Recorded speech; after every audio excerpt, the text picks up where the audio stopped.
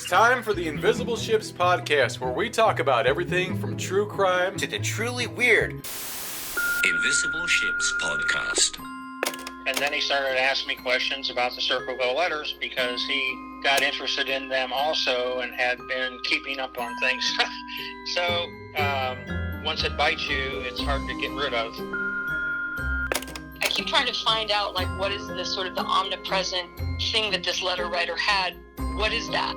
And it becomes more and more vague. Never believe a liar, even if they're telling the truth. You know, when I first learned about the Circleville letter writer, and that was one of my first things that I thought about was like how angry, you know, somebody must be to do what he did or she did, you know, whoever they were, to take that action and you know, do it over and over such a long period of time. Yeah, it's fascinating and addictive, so be careful. Guys, this is a big case. You know, the Circleville Letters, it's just notorious.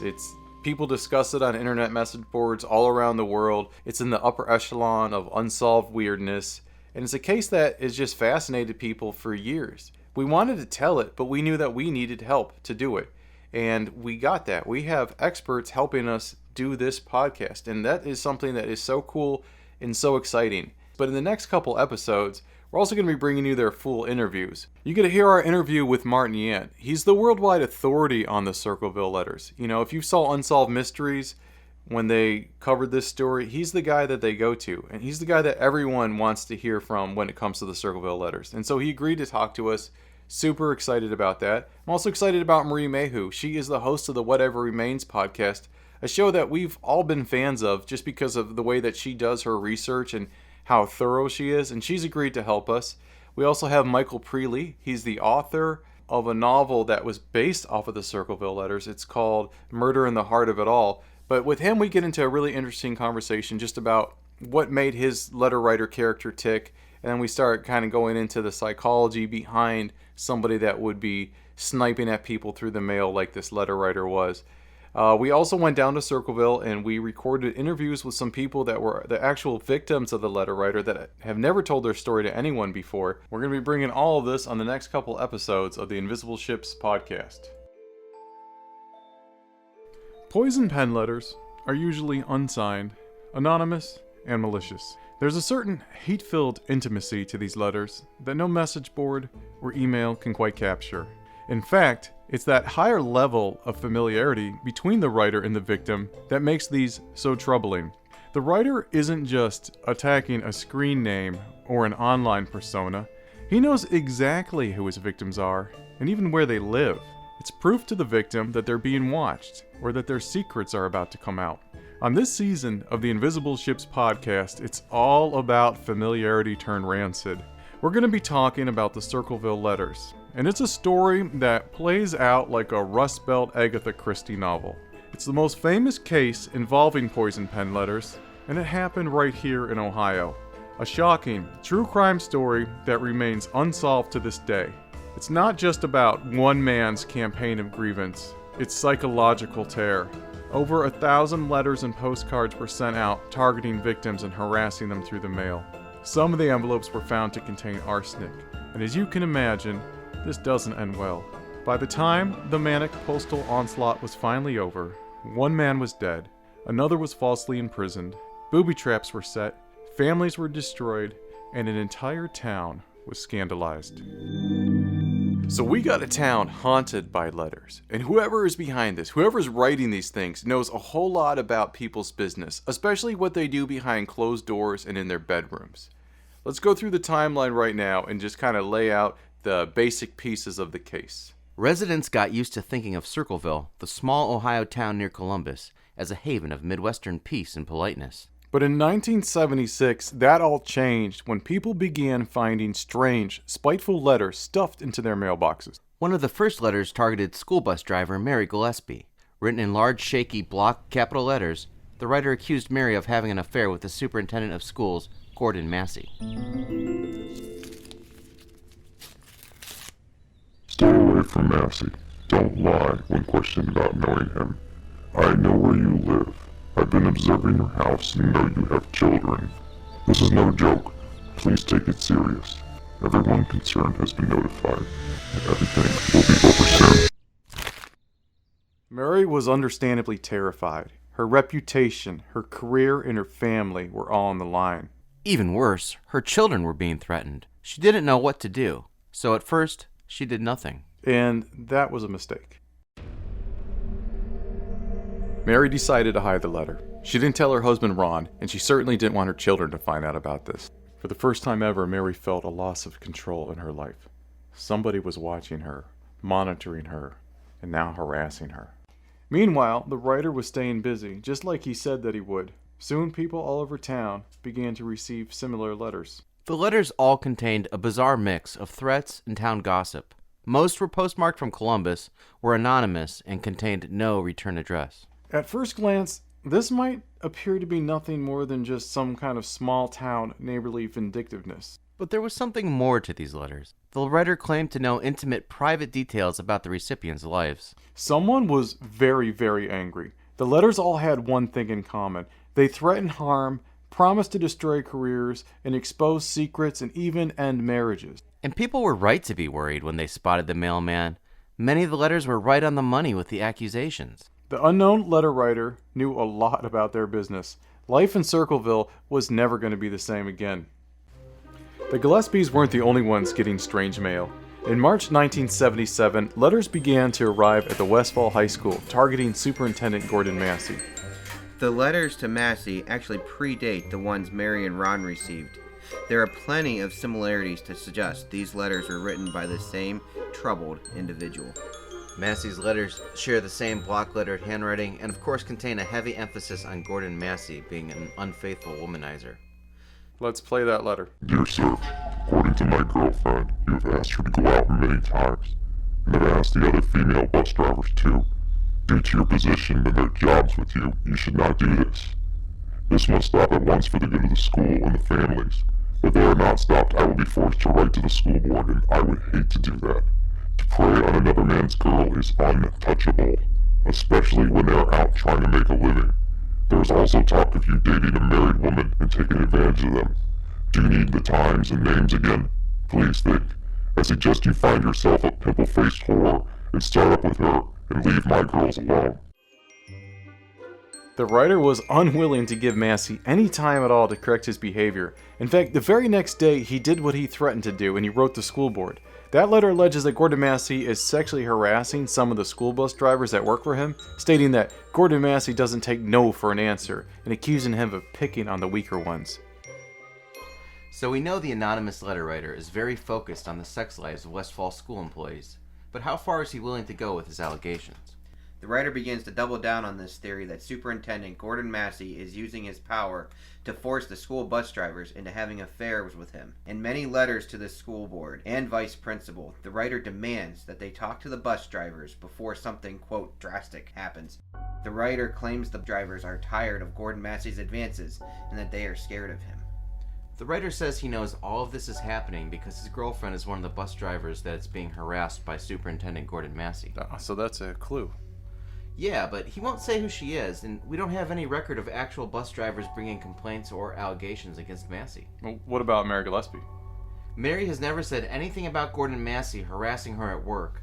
And she's a married woman with kids, so probably isn't also someone else's girlfriend. But suddenly it becomes obvious that the letter writer has a very strange obsession for Mary Gillispie. Mary should be very concerned about all the attention the unknown writer is giving her.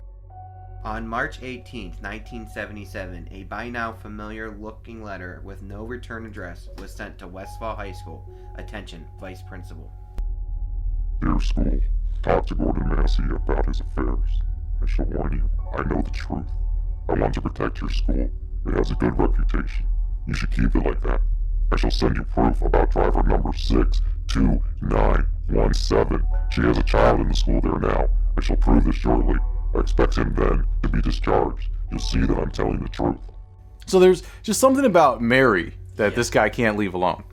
And this is about the time the signs start popping up. Yeah, and these are just terrible.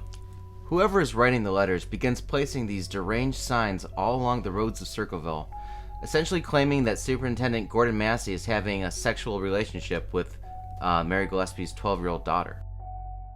And the writer just isn't going after Mary, he's also going after her family. Yeah.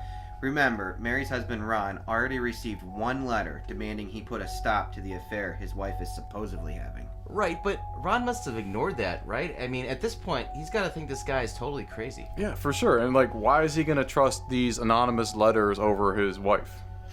Maybe, but on April 14th, 1977, Ron received a second letter, and this one is a lot different.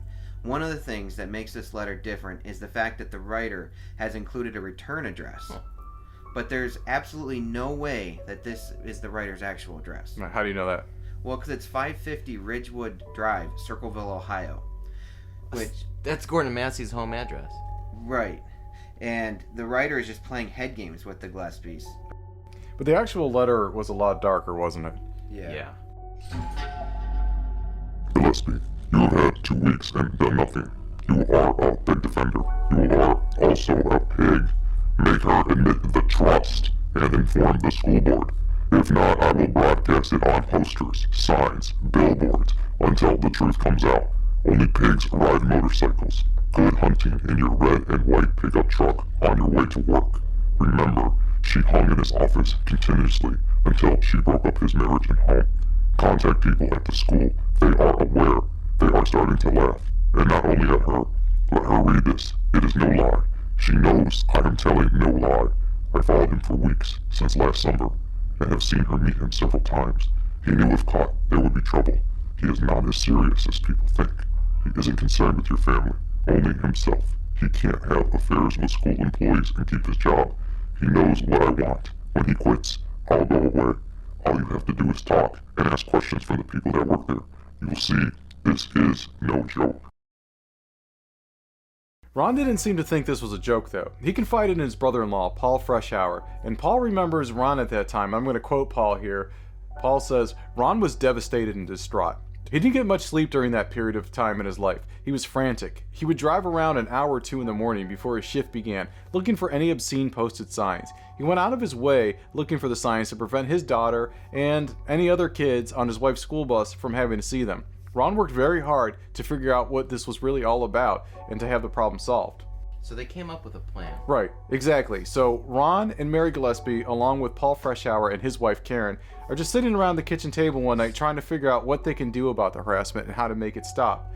And then they just decide to fight fire with fire. They start writing letters of their own and send them to the person they think is behind the letters they're getting. And did it work? It seemed to for a while, because the letters did actually stop for a bit. And I know what you're thinking. You want to know who they wrote the letters to, don't you? Well, we don't know. Because Mary and Paul don't seem to remember, or at least they're not willing to say who they were writing to. That's just kind of hard to believe. I know. It's crazy. But it's a good bet that there was another bus driver named David Longberry. Yeah. He was a strange person, and we'll be talking about him in another episode. But you know what? This is just the calm before the storm. Yeah, this is where things really start getting deadly. So let's talk about Mary's vacation and Ron's accident. So on August 17th, 1977, Mary's out of town and Ron is home alone with the kids. So Mary went to Florida with some friends, probably to get a break from all the signs and threats and letters. But that evening, just before 10 p.m., as Ron was getting home from work, he heard the phone ringing. He picked it up and heard a voice that he recognized on the other end of the line. Now, we don't know who was on the other end of that call, but we can be pretty sure Ron believed it was the person sending the letters. Why do you think that? Well, it's because of what he does next. He jumped into action, grabbed his gun, he kissed his daughter goodbye and told her he was going to confront the letter writer. Around 10:25 p.m., his car was found wrapped around a tree. Ron wasn't wearing a seatbelt and was partially ejected through the windshield. He was pronounced dead at the hospital. According to the Pickaway County Sheriff's Department, Gillespie had a blood alcohol level 1.5 times the legal limit. Amazingly, a forensic analysis showed that Ron's gun had been fired, but the bullet was never recovered, and investigators can't determine why or when he would have fired the weapon. People close to Ron believe the sheriff's department had attempted a cover-up of Ron Gillespie's death by claiming that he had high levels of alcohol in his system and ruling the crash an accident. But Gillespie's friends and family don't seem to remember Ron being much of a drinker, and they're adamant that it would not be like Ron at all to leave his children home alone and go off drunk driving. And there may actually be a reason why the sheriff's department would want to downplay this, because it's around this time that Sheriff Dwight Radcliffe was running for president of the National Sheriff's Association, Supposed he would eventually win some years later. Sheriff Radcliffe knew how hard it would be to get elected with just a lunatic letter writer in his community. It would be so much harder for him to get anywhere at all if that letter writer started killing people. Yeah, but never one to shy away from crazy. The letter writer himself thought the investigation was sloppy and grew angry when Gillespie's death was publicized as an accident. The Circleville letter writer began sending letters to the townspeople urging a further, fuller investigation. Just because Mary was now a widow didn't mean the mysterious letter writer was going to give her any peace. One of the more bizarre twists in the case took place on the morning of February 7th, 1983. Mary was driving her school bus along its regular route when she noticed a large sign at the intersection of Soto Darby and 5 Points Pike Road. What was written on the sign was an obscene personal attack against Mary's 12-year-old daughter. Apparently, the creator of the sign wanted to let the world know that Gordon Massie and Mary Gillespie's daughter were having sexual relations. It was all way too much, and Mary was at her breaking point. Mary stopped her bus, got out, and removed the sign. She was surprised when she found that it was attached to a string to a cardboard box. Mary took the sign and the box back with her to the bus.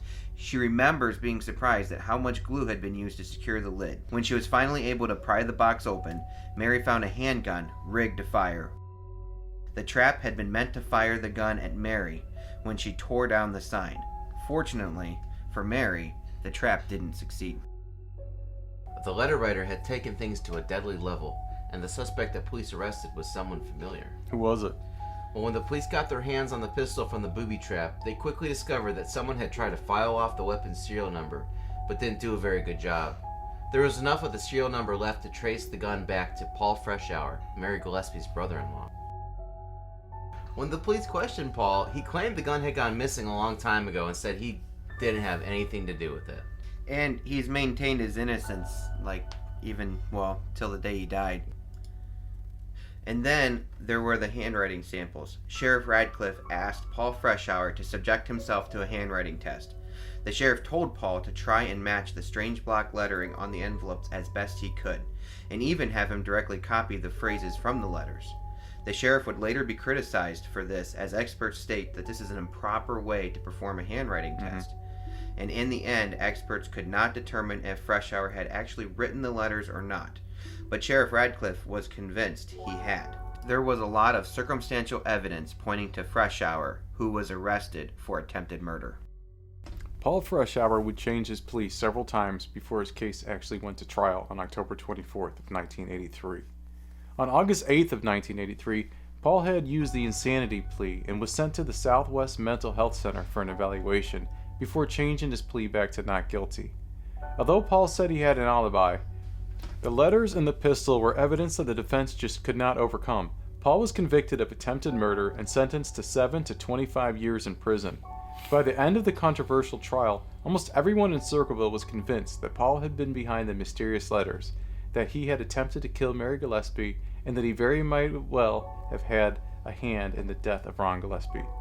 For his part, Freshour stood by his innocence to the end, but the public was already convinced, and it was taken as a matter of course that the threatening letters would stop with his incarceration. The thing is that they didn't. The letters continued, increasing in intensity even, ultimately reaching hundreds of people all over the region. Yet, even then, the authorities were so convinced that Freshour was still behind it that they placed him in solitary confinement to make him stop. The letters continued, though, finding their way into mailboxes, taunting and terrorizing people from all walks of life, and all of them were postmarked from Columbus, just as they always had been, which is odd considering Freshour was not in prison in Columbus. Faced with the deluge of continuing letters and their postmarks, a full investigation was launched, and Freshour was placed under intense observation. After all of this, the prison warden came to the conclusion that he could not have possibly been responsible for the unsettling letters. Due to the persistence of the letters, it seemed more and more plausible that perhaps an innocent man really had been put away in prison. However, many still clung to the idea that Freshour was somehow responsible, to the point that his parole hearing was denied because of it, despite him being a model prisoner. In the wake of this rejection, Paul Freshour himself would get a menacing, taunting letter from the phantom sender, in which a section cryptically states, "Now when are you going to believe you aren't going to get out of there? I told you 2 years ago, when we set them up, they stay set up. Okay, so that's the timeline of the case, and we gave you the big, broad overview of it. In the next coming episodes, we're going to go over the finer details of where things get really weird, and then we're going to be bringing in interviews like Martin Yant and some of the other people that we managed to talk to. And then, you know what, Danny, when you and I, we went down to Circleville, and we interviewed two ladies that were actual victims of the Circleville letter writer. Yeah, like you're saying, this is just sort of a 30,000-foot overview of the case. We're going to get deep dive over the course of some episodes into the details of certain events, such as the accident and the arrest and the booby trap and all that. Yeah, because that's one of the big questions was the accident just an accident or was it a murder? And that is something that people kind of still debate about. And then the other thing is, right now, where I'm sitting at anyway, is I think this definitely involves the school and school employees. And I know that there's some people out there that don't think it does. But the letters are centered around Superintendent Gordon Massie and a bus driver, Mary Gillispie. Those are the two main people that the letter writer is always on about, right? Absolutely. They were the focus of the ire of these mysterious letters over the course of decades, and even the vulgar signs that led to the discovery of the booby trap and everything. That is just so weird that this guy is that obsessive, right? He's writing these letters and then he's like, you know what, that bastard, I'm going to start putting signs up about Gordon Massie and what he's doing. And it's hard to say. And like, if you read some of the people out there on some of the different message boards, and there's some cool Unsolved Mysteries fan pages where they go over this stuff. There's kind of a theory out there that there's at least 3 letter writers over the course of time. So some people think it was Gordon Massie's son William wrote some originally. His parents were going through a divorce, and just it was a hard time. And then some people obviously think Paul Freshour wrote a bunch of them, and then that his ex-wife Karen Sue Freshour wrote some to frame him. And these are just all theories that we'll all get into. Yeah, all of course alleged. So and then David Longberry, who we're gonna get into him more, but he was a crazy dude. Like, he was he worked at the bus depot for the school, and sometimes maybe bus driver, but he ended up being on America's Most Wanted because he ended up becoming like a child rapist, and then he ran away to Texas where he killed himself. Right, and that's just one of those things again where doesn't necessarily mean that he is involved, but it's kind of curious that was going on at the same time, and that's who we assume, or a lot of people think maybe they were originally writing the letters back to when you said they were fighting fire with fire. Yeah. So he's involved, and it's one of those cases where, like, even like Marie had mentioned, I don't know if she said it to us or in her podcast, and the Whatever Remains podcast, but a lot of people think this story has been done to death, and maybe it has, but there's a lot more. We're gonna keep doing it. Yeah, we're gonna really do it. But it's not settled. To me, it's still not settled. The letters never stopped the whole time he was in prison. Yeah, and how can you explain that? When you put him on phone and mail restriction, when you move him around the state, so Paul Freshour's in prison in various parts of Ohio, but all the letters are still, coming with postmarks from Columbus. And the ladies that we talked to, their letters were postmarked from Columbus too, and it happened when they got their letters, and we're going to play them in another episode, but they received their letters right when Paul Freshour was up for a parole hearing.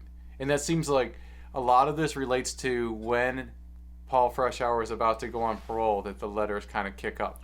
Like somebody's trying to keep him there in prison. Now, I will say, to play devil's advocate there, I was reading some of the 80s court transcript, I think from his first trial.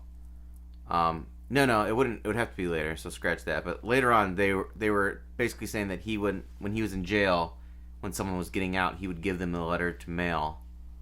But that wouldn't... So maybe when he's being held for parole, he gets sent to a jail for the court? So, right? It doesn't hold a lot of water for me, because these inmates, when they're getting out of prison, like, they're going to want to drive to Columbus and mail a letter for some crazy dude that they met in prison. Like, why would they care? They're not the most, no offense, but people getting out of prison aren't always the most responsible people in the world. Not always the most reliable. I would love to go and do X, Y, Z, but right. I have to drive to Columbus to mail this letter for a guy that I met in prison. Although, I might be interested to hear from people that have had that experience, because he might have said something like, "Hey, this is for my girl. Can you just, when you get out?" But no one's gonna drive to Columbus for it. Yeah, I mean, like somebody that's going that way maybe, but you know, when you have prisoners from all over the state, and some of the people you're locked up with aren't even from Ohio. Yeah. No, that's okay. That's my only thing was maybe if it lines up with parole, we should look into that. Was he in jail in like Franklin County, awaiting his parole hearing or something? But no, it would be at the prison, Yeah, wouldn't it? parole hearings are. I mean, Okay. Yeah, parole hearings are conducted at the prison. Well, this is the kind of thing. That's why I'm excited for Ricky to load everything up on our website too, so that all of our listeners and the sleuths out there, our shipmates out there, can like really dive in and kind of just turn over these stones that haven't been looked at for about 20, 30 years maybe. Yeah, we're totally revamping how we're doing the show notes, and we put together a pretty good timeline of the Circleville Letters. So just like you heard, like kind of our audio version of the Circleville Letters timeline, we're putting together one with, you know, the scans of the letters and some graphics and some pictures. And then there's also going to be on our webpage, we have the police report from Ron Gillespie's accident, and just anything that we find about the Circleville Letters, we're going to be posting there either in the show notes or there'll be specialized pages. The stuff we got from the Pickaway County Library, we got 40 pages from the librarian there. Yep. All the newspaper from the microfiche, we're going to load that up on the website. And Rick has really spent a lot of time on this, and when it goes live, I really think you should check it out. You're going to be impressed. Well, if you're listening to this, it is live. So go to www.invisibleShipsPodcast.com, and you guys can check all that stuff out. Danny, there's one thing I wanted to put in the show notes. There's a webpage that you got a lot of good stuff from, and it has like a weird name. What is that? It's sitcomsonline.com. I'm not entirely clear how it became such a good place to go to for this, but it really is. It's not about sitcoms. It's about... It might be, but they have one dedicated to... It's because it's unsolved mysteries, maybe, I think is the connection. And there's another good one out there, too, since we're giving shout-outs. It's on unsolvedmysteries.com. Okay. And then another thing, just to the website... we have a TeePublic store out there now where you can get some Invisible Ships podcast merch. It's all the money goes directly to repairs to our emergency fallout shelter, our FEMA fallout shelter. Yeah, we need that. So buy a sticker, or we have handsome sweatshirts, t-shirts, even a coffee mug. Yeah, anything you can desire. We're gonna try to keep uploading different designs and phrases and stuff like that. So if anyone has any suggestions, put them on the website or the Facebook page.